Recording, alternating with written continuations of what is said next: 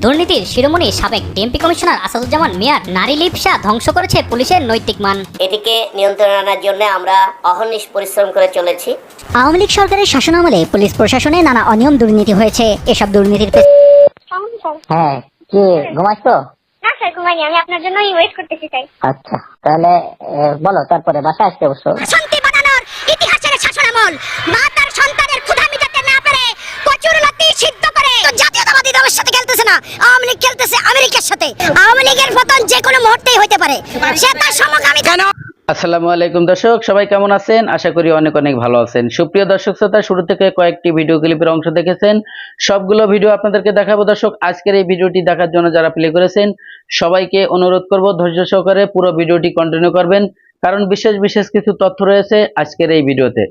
দর্শক, আপনি যদি বাংলাদেশের একজন সুনাগরিক হয়ে থাকেন অবশ্যই আজকের এই ভিডিওটি দেখার জন্য খুবই ভাবে অনুরোধ করব আমি, কারণ বিশেষ এমন এমন কিছু তথ্য রয়েছে আজকের এই ভিডিওতে, আপনি শুনলে অবাক হয়ে যাবেন, ভিডিওটি দেখলে অবাক হয়ে যাবেন যে কি হয়েছিল। দর্শক, শুরু থেকে একটি ফোন আলাপের ভিডিও দেখেছেন, এই ভিডিও নিয়ে আপনাদের সাথে কয়েকটি কথা বলবো।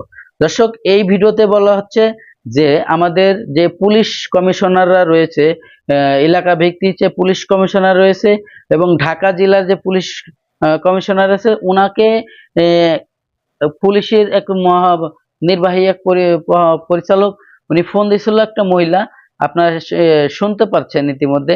এখানে আসলে কিন্তু বাজে কোনো মন্তব্য নাই এবং বাজে কোনো ভাষা নেই। আপনাদেরকে ভিডিওটি দেখলে এবং শুনলে বুঝতে পারবেন যে কি আলোচনা হয়েছে। আপনাদেরকে ভিডিওটি দেখাবো। এখানে আলোচনা হচ্ছে যে এনাদের কিন্তু গোপন কোনো লিঙ্ক নাই, গোপন লিঙ্ক একটাই, যে এনারা গোপনে ঘুষ লেনদেন করে। এখানে ঘুষ লেনদেন করা হচ্ছে, আপনারা ইতিমধ্যে শুনতে পাচ্ছেন কল রেকর্ডে। সম্পূর্ণ ভিডিওটি দেখলে এবং শুনলে বুঝতে পারবেন যে কি হয়েছিল। দর্শক, এখানে ফোন রেকর্ডটি ভাইরাল হয়েছে, এখন কিন্তু সোশ্যাল মিডিয়াতে ফোন রেকর্ডটা গরম। তাই এখানে বলা হচ্ছে যে অলরেডি একটা পুলিশ এসআইর জন্য, একজন এসআই চাকরির জন্য 20 লক্ষ টাকা ঘুষ অলরেডি যে চাকরিটা নিবে সে কিন্তু অলরেডি দিতে রাজি, ইচ্ছুক। তো এখানে যে পুলিশ নির্বাহী পরিচালক রয়েছে উনি কিন্তু এই 20 লক্ষ টাকায় রাজি হচ্ছে না এবং বলতিছে যে উনি ওই যে চাকরি নেবে সে বেশি একটা লোক ভালো না, তাই অ্যামাউন্টটা আর একটু বেশি লাগবে। তার পাশাপাশি এই যে অধিকত যে ফোন রেকর্ডে আছে উনি বলতেছে যে স্যার ইনি কিন্তু আরো বেশি দিতে আগ্রহী আছে, চাকরিটা যদি হয়, অর্থাৎ 30 লাখে ডান করে দেবে এই ঘুষের চাকরিটা। তো চলুন সেই গুরুত্বপূর্ণ আলোচনাটি শুনি এবং ভিডিওটি দেখি। দর্শক, আজকের এই ভিডিওটি দেখার জন্য যারা কোনো নতুন বন্ধু হয়ে থাকেন, ভালো লাগলে চ্যানেলটিকে সাবস্ক্রাইব করে রাখবেন, ভিডিওটি লাইক কমেন্ট শেয়ার করে দেবেন। তা চলুন আমরা সেই গুরুত্বপূর্ণ ভিডিওটি দেখি কি বলেছিল আজকের এই ভিডিওতে। হ্যাঁ, কি ঘুমাচ্ছ? না স্যার, ঘুমাইনি, আমি আপনার জন্যই ওয়েট করতেছি তাই। আচ্ছা, তাহলে বলো, তারপরে বাসায় আসতে অবশ্য, আমি বাইরে ছিলাম। স্যার, খেয়েছেন স্যার? স্যার, কথা তো বলবো স্যার, ভয় লাগতেছে কথা বলতে। বলো, অসুবিধা নেই। স্যার, ওই যে আমাদের আমি স্যার এটা টোটালি হ্যান্ডেলিং আমি করি না, প্রথম থেকে আমি করি না, আমি যা করাই উপর উপর করাই। এখন ওই যে আমাদের, আপনি চিনবেন, আমাদের যশোরে ছিলেন না স্যার, 26 ছিল, এখন কুষ্টিয়া ডিবিতে আসছে স্যার।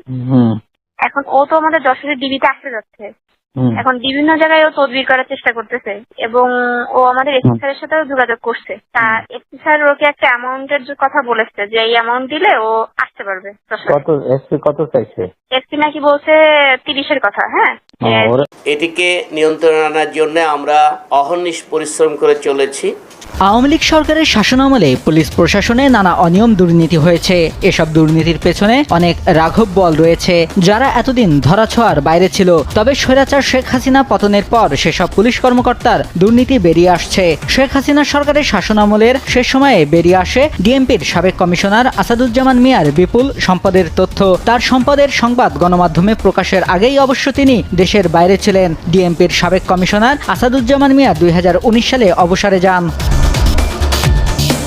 জানা যায়, আসাদুজ্জামান মিয়ার সম্পদ নিয়ে আলোচনার সূত্রপাত হয় ঈদুল আজহার আগের দিন একটি দৈনিক পত্রিকার খবরকে কেন্দ্র করে। ওই খবরে বলা হয় পুলিশের সাবেক এই ঊর্ধ্বতন সুপ্রিয় দর্শক, এতক্ষণে আপনারা যে ভিডিও ক্লিপটা দেখেছেন এটা ফোন রেকর্ড ছিল একজন পুলিশ নির্বাহী পুলিশ কর্মকর্তার, দর্শক, আপনারা হয়তো বুঝতে পারছেন যে কি কথা আলোচনা হয়েছিল।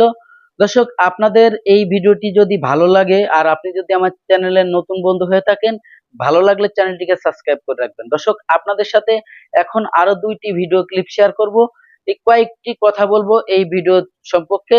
ধৈর্য সহকারে ভিডিওটি কন্টিনিউ করবেন, কথাগুলো শুনবেন, কারণ গুরুত্বপূর্ণ কিছু কথা আছে। প্রিয় দর্শক, এই যে শুরু থেকে আমাদের যে সংসদ কাঁপানো একজন বাঘিনীকে আপনারা দেখতে পাচ্ছেন, সেই বাঘিনীর নাম হচ্ছে আমাদের সাবেক সংসদ সদস্য। উনি কিন্তু পাপিয়া।